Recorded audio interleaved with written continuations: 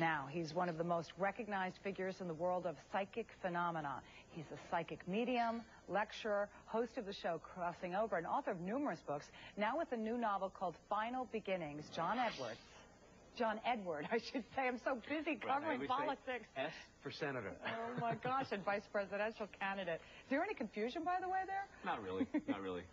You're pretty well known in your own right. Welcome, by the way, and congratulations. Thank you. Final Beginnings is your second novel. You're well known for a lot of the work, a lot of the writing that you do tied into your work as a psychic. Tell us about why you wanted to write something fictitious.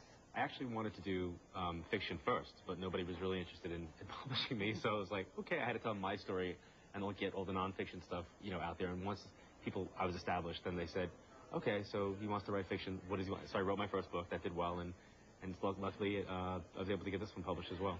I have to say, though, working in New York, having worked in New York on 9/11, it hits very, very close to home.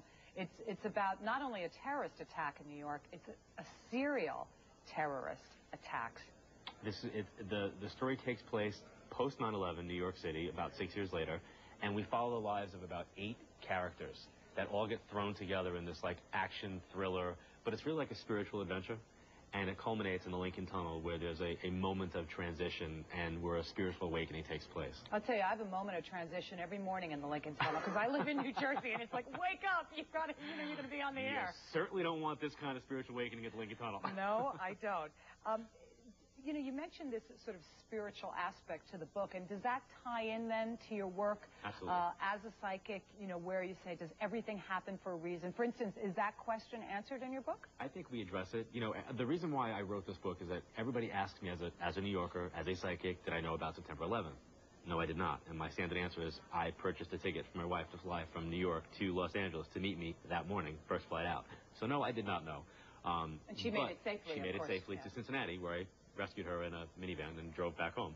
But one of the things that I am often asked is, or I contemplate, what if I did know? What if a psychic did know? What if there was something that you could have done?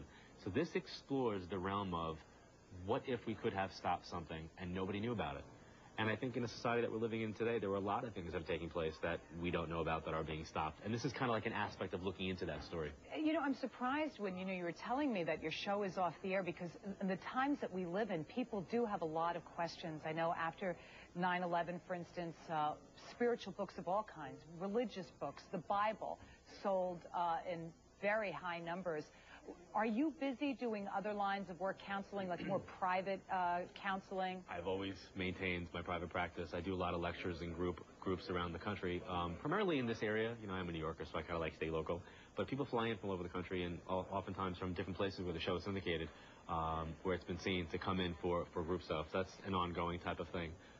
And you're also doing some special events, for instance. There's a few book signings, actually book events that I'm actually doing. Lexington, Kentucky. I'm doing one in New Jersey in Freehold at a Barnes & Noble, and here on Long Island in the New York area, where with specific stores only.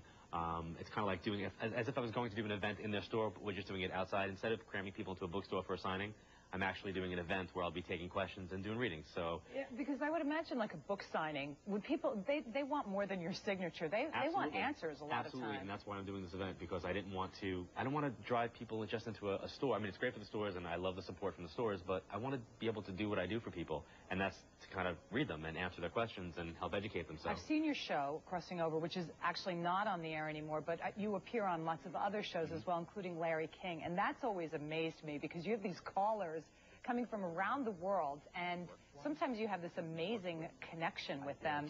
Doing shows like that, it's like the Olympics of psychic readings. It's just like, it's it must be unbelievable. exhausting. It's a lot of energy.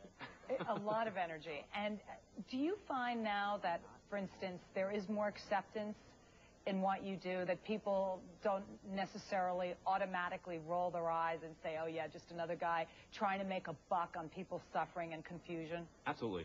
Unbelievably so. It's amazing, because before I did Crossing Over, one of the chapters of my first book was Appreciating the Message, and I really, really contemplated for a while not doing this as public or as in-depth as I was doing it, because I didn't really feel like people appreciated the amount of energy that it actually takes to do this.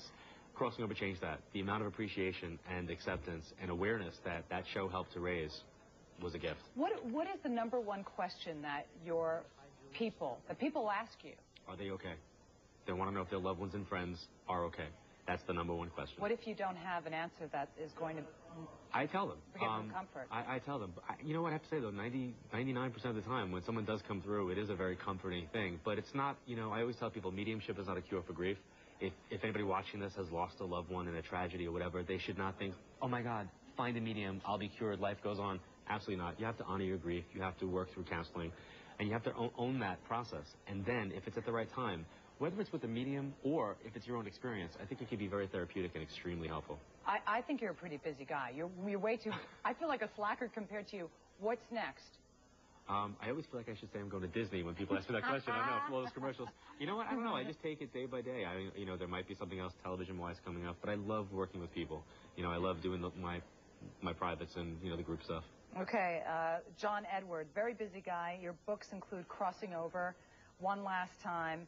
Your first novel was What If God Were the Sun, and now your new novel is Final Beginnings. We wish you the best of luck. Thank you. Thank you very much. Come by again. Absolutely. John Edward, thank you.